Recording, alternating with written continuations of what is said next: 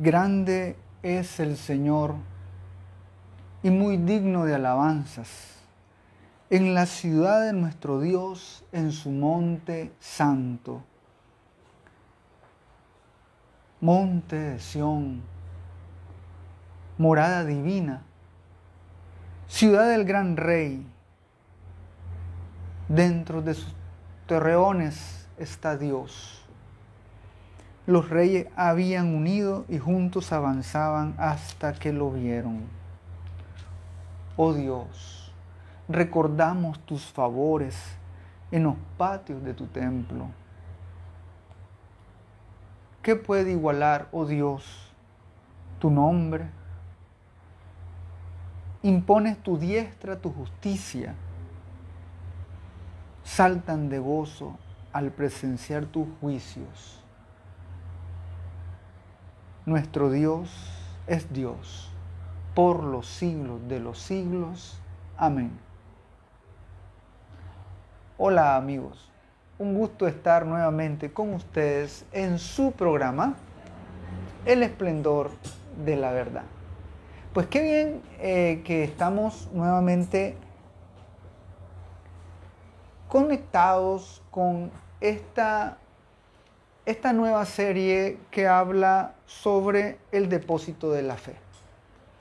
Ya hemos estado hablando de qué es el depósito de la fe, cómo está compuesto, hemos hablado de la tradición apostólica en el programa anterior y hoy nos va a tocar hablar sobre la interpretación del depósito de la fe. La interpretación del depósito de la fe, nosotros la vamos a llevar, o mejor dicho, la vamos a recibir ¿de quién? ¿Quién es el que va a interpretar el depósito de la fe? ¿Quién es el autorizado, el delegado para interpretar el depósito de la fe? Pues bien, recordemos que el depósito de la fe es lo que dice San Pablo en su carta a Timoteo, es el depósito sagrado. Y este depósito sagrado, que está contenido en la Sagrada Escritura y en la tradición, que es la que hemos hablado en el programa anterior, esto fue confiado por los apóstoles al conjunto de la iglesia. Y eso es lo que nos dice el Catecismo de la Iglesia en el número 84. El depósito de la fe ha sido confiado por los apóstoles a toda la iglesia. ¿Esto qué quiere decir? Bien, que fiel a dicho depósito, dice la Dei Verbum del Concilio Vaticano II, que fiel a dicho depósito, el pueblo cristiano entero, unido a sus pastores, persevera siempre en la doctrina apostólica y en la unión, en la Eucaristía, en la oración. Y así se realiza una maravillosa concordia de pastores y fieles en conservar, practicar y profesar la fe recibida. Es decir, que todo el depósito de la fe está confiado a todo el pueblo cristiano. Esto ya lo habíamos dicho. Un pueblo que, unido a sus pastores, persevera siempre en la doctrina apostólica, en la sana doctrina, en la unión, en la Eucaristía, en la oración. Es decir, que tiene que haber una comunión entre los fieles y los pastores. Y está confiado, el depósito de la fe está confiado a todos nosotros, a usted y a mí. Y a la ama de casa, también a la ama de casa. Y al obrero también. Al campesino. Y al estudioso, al doctor, al médico, al abogado, sí, a todos los bautizados está confiado el depósito de la fe. Pero una cosa es que a nosotros se nos confíe el depósito de la fe y que nosotros transmitamos el depósito de la fe a través de la evangelización, a través de como padres de familia a nuestros hijos. Bien, esa parte, la transmisión de la fe, la tenemos que llevar a cabo todos los bautizados. Ese es el anuncio, el mandato, mejor dicho, que nos dio Jesús. Vayan, ¿verdad? Y anuncien la buena nueva y bauticen en el nombre del Padre, el Hijo y del Espíritu Santo. De acuerdo. Pero cuando hablamos de la interpretación del depósito de la fe, ahí ya no podemos concursar todos los laicos, todo el pueblo de Dios. ¿Y por qué? Bueno, porque Jesucristo así lo quiso. ¿Y dónde dice eso? Bueno, calma, vamos a comenzar, ¿verdad?, a descubrir cómo es que Dios, o a quién Dios le permite interpretar el depósito de la fe. Cuando anuncié este programa el día de ayer en las redes, puse, ¿verdad?, algunas opciones, ¿no? ¿Y a quién le corresponde la interpretación del depósito de la fe? Muy bien, a los teólogos, a los más inteligentes, a los más pensantes, a los más cultos, a los más santos. ¿A quién o cuál de ellos es el merecedor, ¿no?, de tal dignidad de que Dios le permita interpretar el depósito de la fe? Pues bien, ninguna de las opciones anteriores.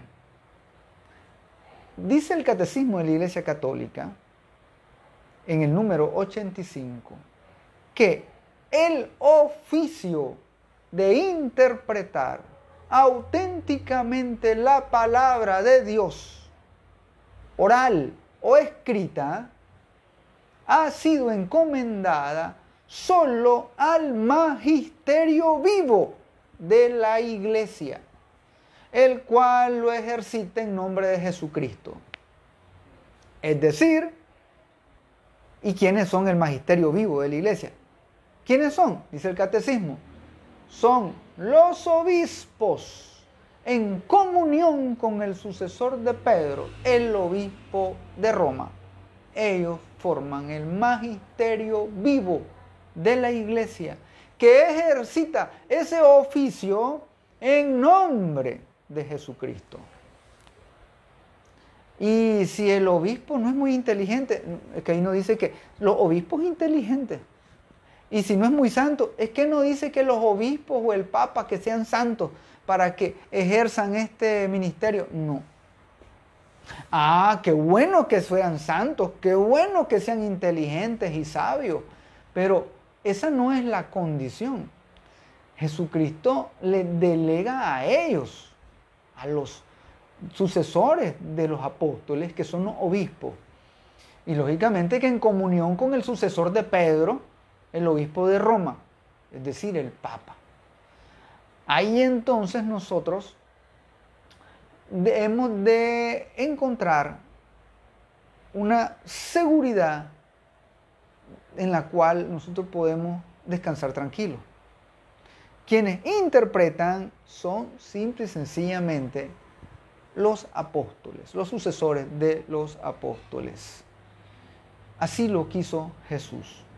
¿Y dónde? Ahí vamos a ver, ahí les voy a tener citas, tranquilos.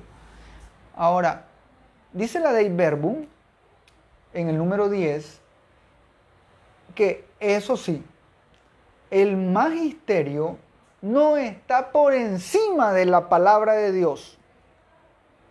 Importante, lo voy a repetir. El magisterio no está por encima de la palabra de Dios, sino que está a su servicio para enseñar puramente lo transmitido, pues por mandato divino y con la asistencia del Espíritu Santo. ¿Qué es lo que tienen que hacer? escucharlo devotamente, custodiarlo celosamente, explicarlo fielmente, y de este único depósito de la fe saca todo lo que propone como revelado por Dios para ser creído. ¿Qué quiere decir esto? Que si bien es cierto, los apóstoles, los sucesores de los apóstoles, los obispos en comunión con el Papa, tienen autoridad para enseñar, para interpretar el depósito de la fe, este magisterio que ellos tienen, el magisterio viene de magister, que significa enseñar, enseñanza. Este magisterio vivo que son ellos, no están por encima de la Sagrada Escritura. Determinante eso. ¿Por qué? Porque la Sagrada Escritura, sobre todo el Evangelio, son las palabras de Cristo. Y ellos no pueden decir algo contrario a lo que ya dijo Cristo, a la voluntad de Cristo, a la voluntad de Dios, a la palabra de Dios. No puede ir un magisterio, por ejemplo, contrario a lo que dicen los mandamientos, que eso es palabra de Dios. Es por eso que todos los fieles debemos estar claros que en el momento que ocurriese algo así, entonces tendríamos o nos veríamos obligados, ¿verdad?, a prescindir de algo que es la obediencia de la fe, que ese es un tema que vamos a hablar dentro de unos 2 próximos programas, la obediencia de la fe. Pero el punto está en que este magisterio, esta autoridad divina, tiene que ser asistida por el Espíritu Santo. O sea, no puede ser algo que se les ocurra de la noche a la mañana, y peor aún que vaya en contra de la Sagrada Escritura, que no tenga coherencia con la Sagrada Escritura. Porque el magisterio no puede ser palabra de Dios, no puede decir algo nuevo, no. La palabra de Dios ya está. El magisterio se basa en la tradición oral y escrita y en la Sagrada Escritura.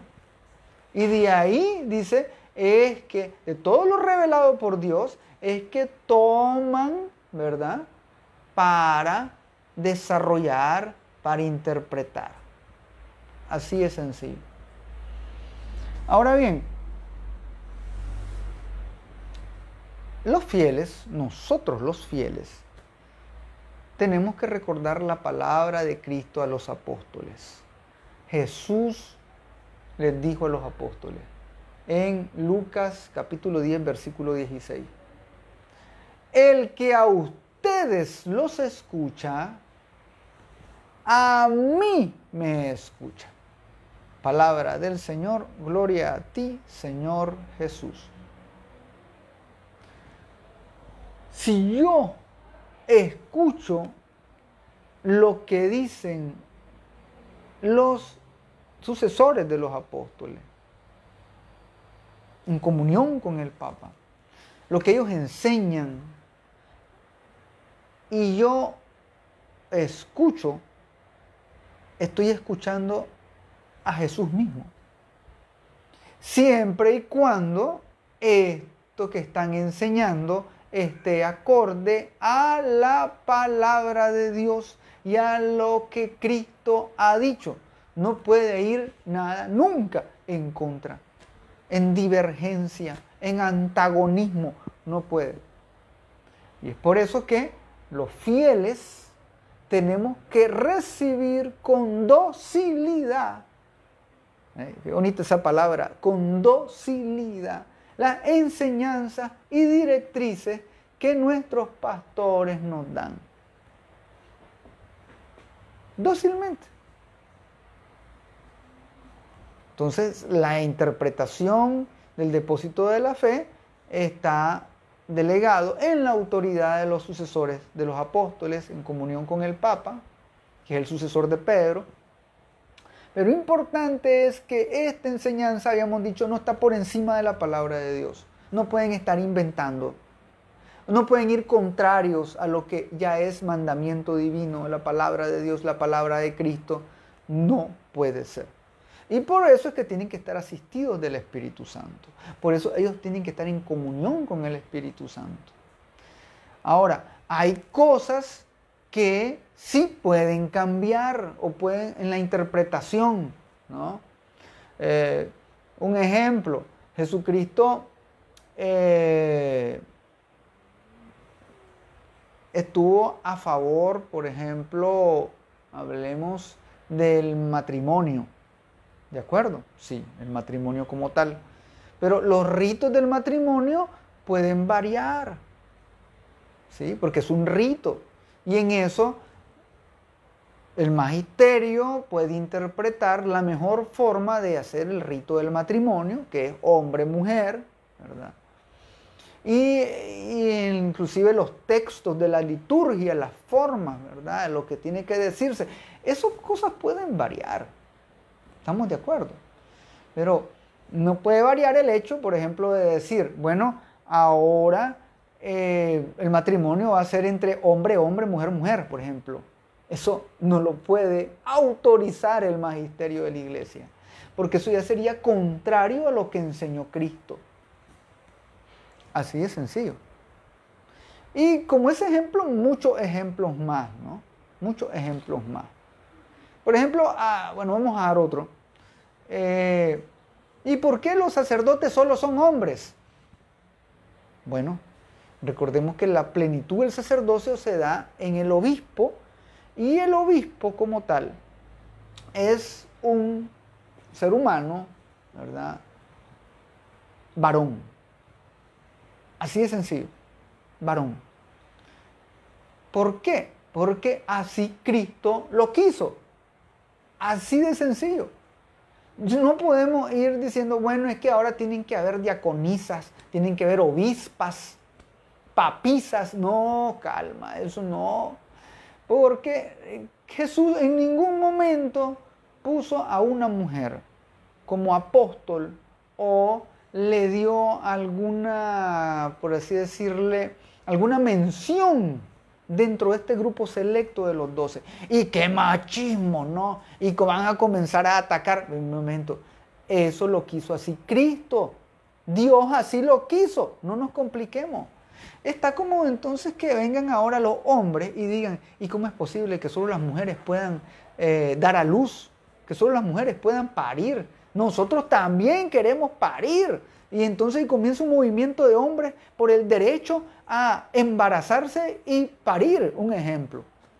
No, eso es algo, eso va contrario a la ley natural y a la ley de Dios. Las únicas que pueden dar a luz son las mujeres. ¿Y por qué vamos a luchar en contra de algo que ya Dios estableció? Entonces, hay que tomar en cuenta que cuando hay cosas que ya son reveladas por Dios, la forma en que Dios las quiso, cómo las propuso y cómo lo mandó, eso sí no puede variar. Sí pueden haber interpretaciones y eso es lo que hace el magisterio, interpretar, pero no puede cambiar una enseñanza de Cristo. Nunca. Y es por eso que existen los llamados dogmas de fe. ¿Y qué es un dogma? Bueno, el Catecismo de la Iglesia Católica, en número 88, nos dice que el magisterio de la Iglesia ejerce plenamente la autoridad que tiene Cristo cuando define dogmas. Es decir, cuando propone de una forma que obliga al pueblo cristiano a una adhesión irrevocable de fe. ¿Sobre qué? Sobre verdades contenidas, óigase bien, verdades contenidas en la revelación divina o verdades que tienen con ella un vínculo necesario. ¿Qué quiere decir esto? Que el magisterio tiene la autoridad de definir dogmas, es decir, verdades de fe que no pueden ser debatidas. Por ejemplo, un dogma: Jesús es Dios. Ese es un dogma. Jesús es Dios. y voy a estar peleando. No, es que a veces era Dios, a veces era hombre, es que aparentaba ser, y un montón de herejías. Ya decir que Jesús no es Dios, o que parecía Dios, o que un ratito era Dios y otro no, eso ya es una herejía que ha sido combatida durante la historia de la iglesia. Así que eso no podemos discutirlo. Los fieles no podemos estar discutiendo si Jesús es Dios o no, porque la iglesia, el magisterio vivo, ya definió que Jesús es Dios. Listo. Se acabó. Otro dogma, la Santísima Trinidad, Padre, Hijo y Espíritu Santo.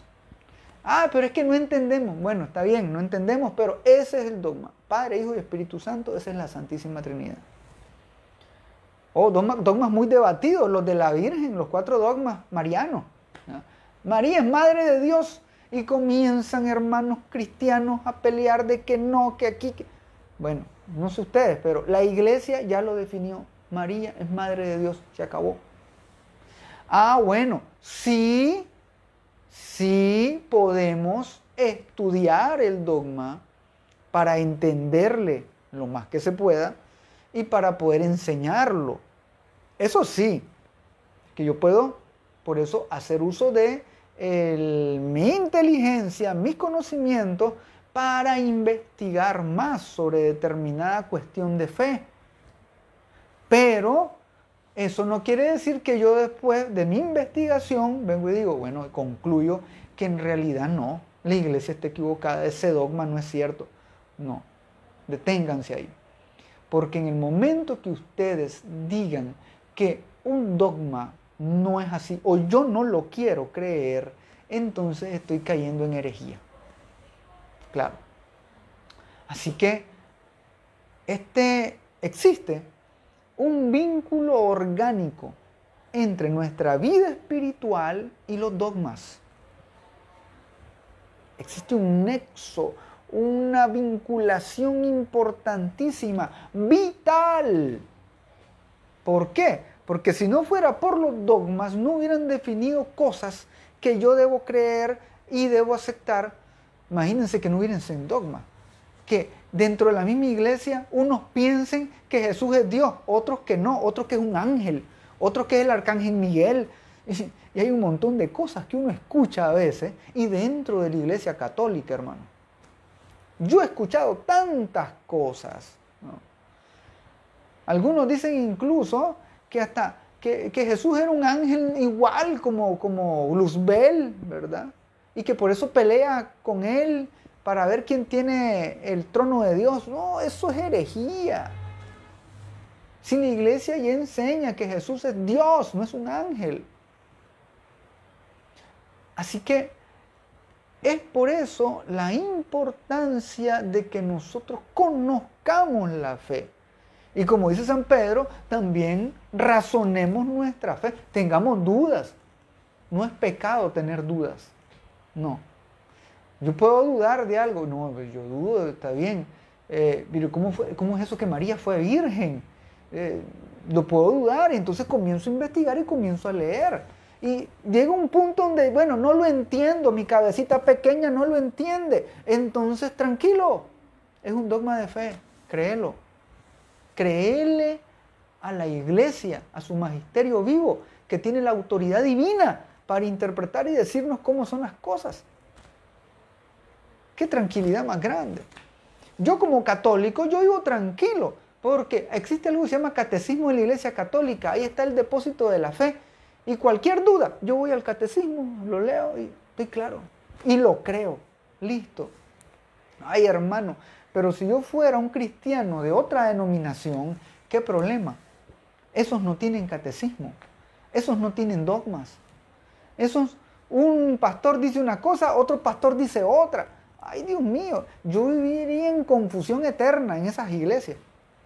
Gracias a Dios estoy en la iglesia católica, donde la palabra de Dios, la tradición, el depósito de la fe me es entregado y yo lo recibo íntegro. Y en el tiempo, el magisterio vivo de la iglesia va interpretando estas cuestiones de fe. Y yo voy dando mi asentimiento. Porque las cuestiones de fe no es que se le ocurrieron, el Papa vino y se despertó una mañana y se le ocurrió algo. No, el Papa tiene que consultar a otros obispos, a estudiosos, a teólogos, a exégetas. Hay un equipo de gente ahí que a la hora, por ejemplo, de proclamar un dogma, los dogmas se tienen que desarrollar a veces por decenas de años. Hay dogmas que han tardado hasta siglos para desarrollarse. Porque la Iglesia tiene esa delicadeza y ese orden, ¿verdad? Y ese compromiso de lo que interprete sea fiel y acorde a la voluntad y a la revelación divina. No puede ser de la noche a la mañana, claro que no. Así que todo esto se estudian muchas cosas. Yo sé que actualmente hay muchas discusiones sobre diversos temas que deberían de cambiar, que los sacerdotes se casen, que hayan mujeres diaconisas, o que se permitan que hayan sacerdotes homosexuales normalmente y que ejerzan el ministerio. Hay tantas cosas que pueden ocurrírsele al mundo actual de hoy. Pero yo estoy tranquilo porque yo sé que al final el magisterio vivo de la Iglesia nunca va a declarar algo o una cuestión de fe proclamarla o cambiar algo en forma doctrinal si antes, primero, no consulta y segundo, importante, esto no es contrario a la revelación divina. Así de sencillo. Hay muchos que acusan, ¿no?, de que nuestro actual Papa ha hecho cosas que están contrarias a la doctrina. Pues fíjense que no. Cualquier estudioso que sabe, en cualquier momento ya hubiese detectado algo, ¿no?, en contra de la fe y la doctrina, y se hubiese inmediatamente hecho un estudio, una acusación, alguna cosa, ¿no? Pero esto no ha pasado, gracias a Dios. Y ahí vienen otras temáticas como la infalibilidad papal y muchas cosas más que no vamos a interiorizar eso hoy. Pero sí debemos tener la seguridad de que actualmente no se ha cambiado nada del catecismo de la Iglesia.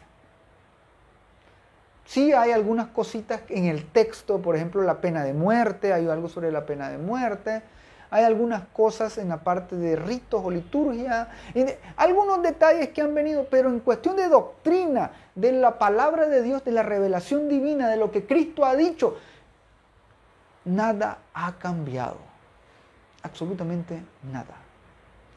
Algunos pues están como enojados, ¿no? Porque y nosotros esperamos que ahora con un papa más moderno, entre comillas, hubiesen cambios. No, espérense. Nada que ver. La Iglesia sí lo que tiene que hacer es adaptar su enseñanza a los tiempos actuales, claro. Interpretar para los tiempos actuales, estamos claros. Porque, un ejemplo, la juventud de los años 60 no es la misma juventud de los años 2020, ni va a ser la misma de los años 2050 y del año 3000. Entonces, la Iglesia tiene que hacer interpretar, actualizar, ¿no?, explicar mejor, reforzar, pero no cambiar la doctrina. Eso no. Porque nuestra vida espiritual depende de las cuestiones de fe.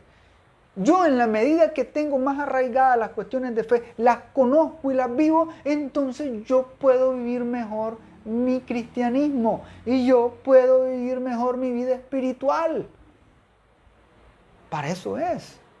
Miren, yo me siento tranquilo y yo sé que camino en mi vida espiritual y de fe tranquilo porque sé que la Iglesia custodia el depósito de la fe. Tranquilo. Hay muchas fake news, claro, pero no le hagamos caso a eso. Hagámosle caso a las instituciones autorizadas, ¿verdad?, y a nuestro magisterio vivo. Porque los dogmas, dice el Catecismo de la Iglesia Católica en el número 89, que los dogmas son luces en el camino de nuestra fe. Lo iluminan y lo hacen seguro. De modo inverso, es decir, al revés, si nuestra vida es recta, nuestra inteligencia y nuestro corazón están abiertos para acoger la luz de los dogmas de fe. Es decir, que si yo tengo mi mente y mi corazón abiertos a Dios, llenos del Espíritu, yo tranquilamente acojo los dogmas de fe. Así de sencillo. Usted quiere saber si usted está llena de Dios y está lleno del Espíritu. Bueno, usted acoge con fe todo lo que la iglesia le dice. Tranquilo. Ah, no, pero hay gente que solo criticando. Y es que la iglesia aquí, y que la iglesia allá, y ahora nada es igual, y comienzan, ¿no? Entonces usted vive con problemas. Se desvela porque quiere, se inquieta porque quiere. Porque si yo confío en Dios, yo confío en su iglesia. Para eso Él la ha dejado. Ahora bien, los vínculos mutuos y la coherencia de los dogmas tienen que estar básicamente en la revelación del misterio de Cristo. Ni más ni menos. Si nosotros estamos con Cristo y seguimos sus enseñanzas, no hay por dónde perdernos. No podemos perdernos. Si seguimos la guía de Cristo y que nos enseña a través del magisterio de la iglesia. No nos compliquemos. Hay gente que es complicada, hay gente que es complicada. Y lo peor es que incluso hay gente que dice que enseña, pero más bien confunde. Hay gente que más bien en sus prédicas o en sus catequesis, más bien meten ruido y ponen cizaña, siembran cizaña. No hay otra palabra para eso. Entonces ya esa persona no es una persona que esté en la fe. Ahora bien, porque algunos me van a decir, pero si es una persona inteligente que sabe. Sí, pero ya dijimos que la interpretación del magisterio no está al más cabezón, al más inteligente, al más guapo. No depende de eso.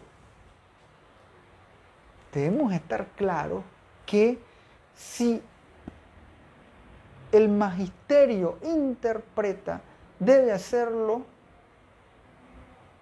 conforme a la revelación divina. No puede ir en contra. Claro que no. Nos está escribiendo Mercedes Centeno. Amén. Sí, amén. Gracias, Mercedes. Un saludo a todos los que nos están sintonizando a través de las ondas radiales de Radio María Nicaragua, a través de su página web también en www.rmaria.org, ¿sí? Si no me equivoco, a través del YouTube de Radio María, a través de la página El Esplendor de la Verdad, o a través de mi cuenta personal, Denise Oviedo, en Facebook, y a través también, bueno, de este video en vivo, de este Facebook Live, en el que ahorita nos están escribiendo, por ejemplo, Carlos Salazar dice: saludos, la doctrina es clara y es doloroso y escandaloso cuando ciertos documentos emitidos por la Iglesia no reflejan esa claridad. Vamos a ver, sigo leyendo, tal es el caso de fiducia supplicans, fiducia supplicans. Sí, claro está. A veces existen documentos que no son muy claros. Claro, yo no voy a tapar el sol con un dedo. Y lo mismo se dijo, por ejemplo, de Amores Leticia también en su momento, y ahora nadie se acuerda de Amores Leticia. Son documentos que pasan al olvido, ¿no? A veces. Pues bien, si algo debemos estar claro es que un documento, si bien es cierto, puede estar ambiguo y no puede ser claro. Pero mientras no vaya contrario a la doctrina, todo está bien. tranquilo. Un documento mal hecho, que se escribió mal, puede ser, ¿verdad? Aún autorizado por quien sea, puede que se haya escrito mal, pero no quiere decir que con eso se haya cambiado la doctrina de la iglesia. Yo sé que se están refiriendo, yo sé, en el caso, ¿verdad?, de las bendiciones a parejas homosexuales. Sí, yo sé. Pero, repito, ahí no hay ningún cambio de doctrina. No hay ningún cambio de doctrina. No se ha tocado la doctrina. Y eso lo he investigado y lo he buscado con expertos y teólogos, ¿no? Que si bien es cierto, esto alerta al pueblo de Dios sobre cosas que vayan a pasar y la gente comienza a tener dolores de cabeza porque en un futuro se van a casar los homosexuales y la iglesia lo va a permitir. No, tranquilos, eso no va a pasar. Ay, ¿usted cómo sabe? Porque yo le creo a Dios.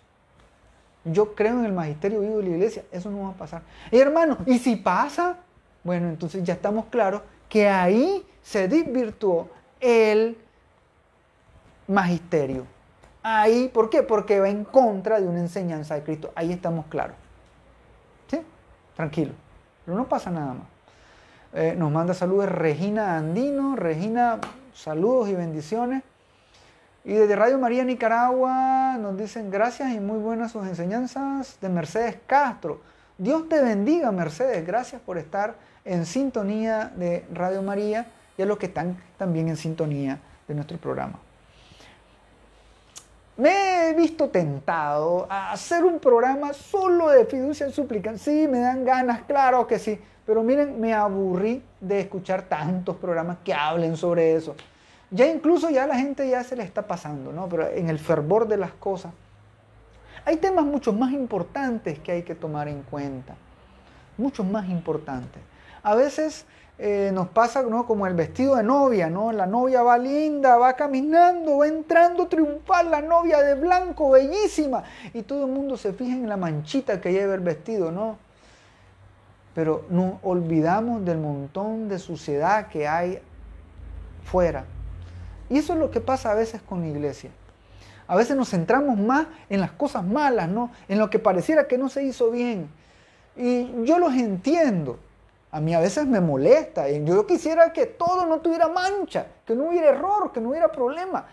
Sí, pero a veces no es así. A mí me hubiese gustado que los 12 apóstoles todos hubieran sido santos e inteligentes, sabios, pero no. Los 12 apóstoles, a los que Cristo le entregó el magisterio vivo de la iglesia, eran analfabetos algunos. No eran los mejores líderes. Algunos eran guerreristas, pleitistas, buscaban puestos. Unos buscaban solo como el beneficio, robar. Y así, y con esos Cristo levantó la iglesia. Y entonces, ¿por qué vamos a perder el sueño, nuestra calma? Sabiendo de que sí, es bien cierto que hay algunos que no están haciendo las cosas bien, está bien. Pero ¿saben qué es lo importante? Que usted haga las cosas bien. Y eso es lo que se llama el sentido sobrenatural de la fe. Hay algo que se llama la sensus fidei, del sentido de la fe que tiene cada cristiano. Eso es importante.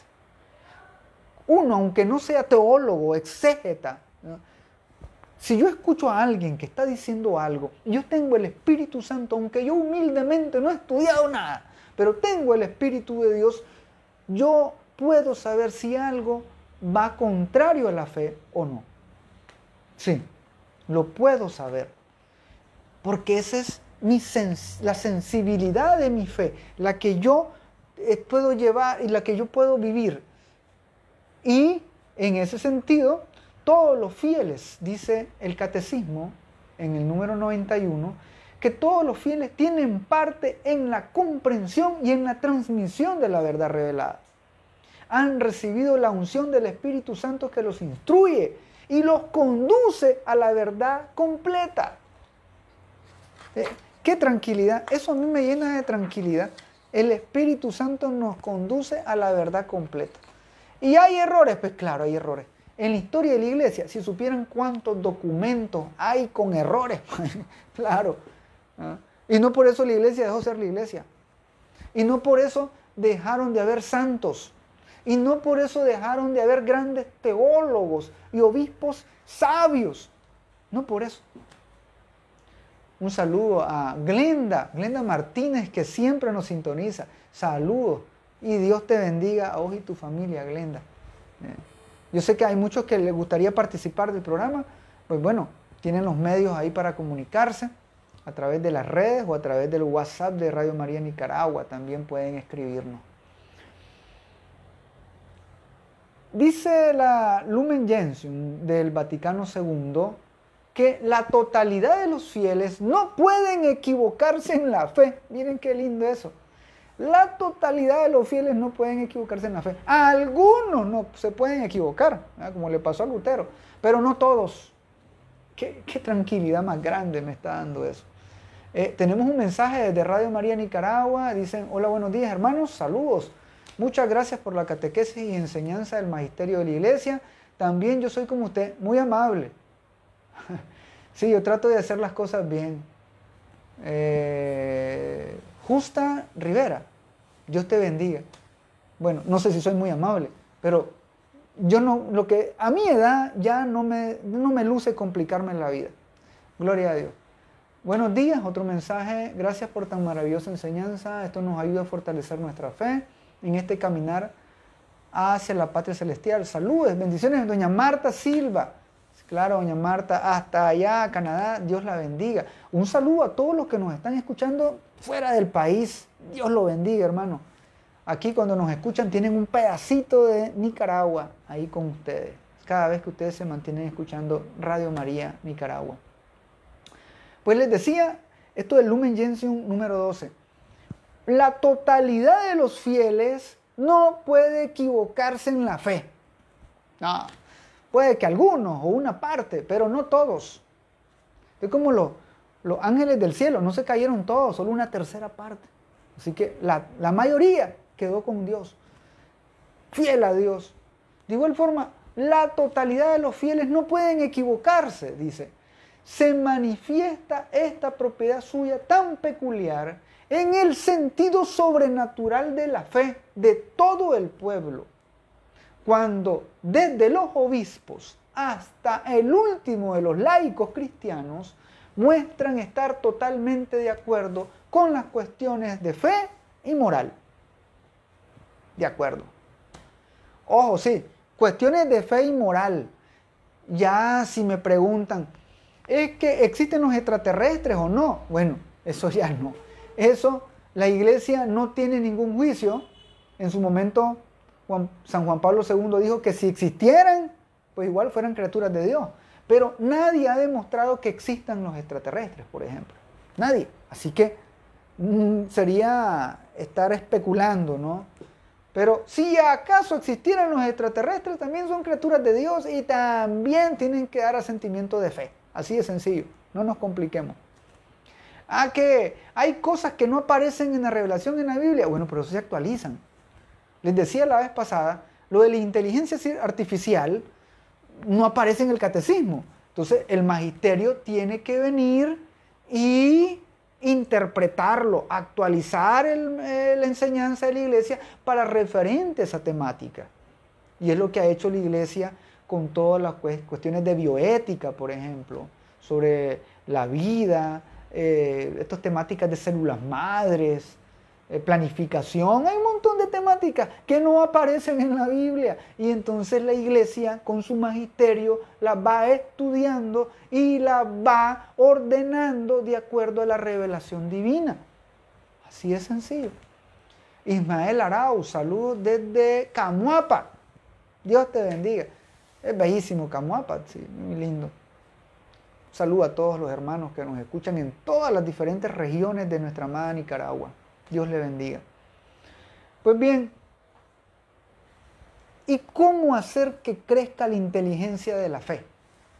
Bien, es importante. ¿Cómo hacer que crezca la inteligencia de la fe? El Catecismo de la Iglesia en el número 94 dice que gracias a la asistencia del Espíritu Santo, nosotros podemos crecer en la fe en la Iglesia. Y ¿Cómo se hace? Bueno, dan 3 consejos importantes. Número 1, cuando los fieles contemplan y estudian la fe en su corazón. Cuando los fieles contemplan y estudian la fe en su corazón. Así crece la fe. Estudiando la fe. Lean la Biblia, estudien el catecismo, escuchen programas que les ayuden a crecer en la fe, que entiendan las cosas. Ah, eso no lo sabía, ahora ya lo entendí, gloria a Dios. Así es que uno crece en la fe. Número 2, comprender los misterios que vivimos. Es decir, no solamente ir a un viacrucis por ir, hacer esto por hacerlo, ir a una procesión, hacer un acto de piedad por hacerlo. No, entenderlo, vivirlo, interiorizarlo. Eso hace crecer en la fe. Es importante por eso la piedad popular. Número 3, cuando lo proclaman los obispos, sucesores de los apóstoles en el carisma de la verdad, y nosotros a dar nuestro asentimiento de fe. Una verdad proclamada por los obispos en comunión con el Papa. La creemos y ya. Sencillo. Un saludo a Ivonne Morales. Bendiciones, hermanos. Muy buen programa. Gracias por esta catequesis sobre el magisterio de la iglesia. Dios te bendiga también, Ivonne. Hace poco estuvimos allá en tu parroquia compartiendo con esos hermanos allá. Un saludo a la parroquia Señor de los Milagros. Dios los bendiga. Y bien, ya para concluir, la Dei Verbum en el número 10 dice: la tradición, la escritura y el magisterio de la iglesia, según el plan prudente de Dios, están unidos y ligados de modo que ninguno puede subsistir sin los otros. Cada uno según su carácter y bajo la acción del único Espíritu Santo, contribuyen eficazmente a la salvación de las almas. Eso es lo importante, hermano. Conocer nuestra fe, vivirla, amarla, para obtener salvación. Que el Señor los bendiga, que nuestra Madre Santísima les proteja. Y recuerden que conocerán la verdad y los hará libres.